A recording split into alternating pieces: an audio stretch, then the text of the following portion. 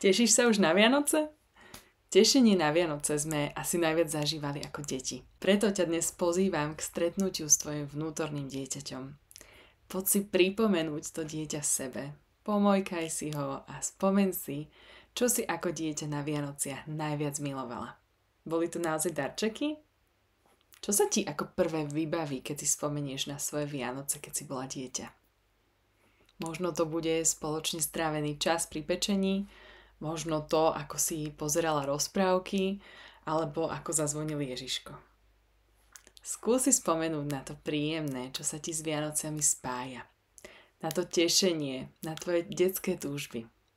Dopraj dieťatku v tebe zažiť to, čo malo rado. Nech je to čokoľvek. Nájdi spôsob, ako mu to dopriať. Vypni mysel a kritika v sebe, ktorý ti hovorí, že si na to už veľká a že to nie je predsa o tebe. Daj to sama sebe ako darček a uži si to s detskou radosťou.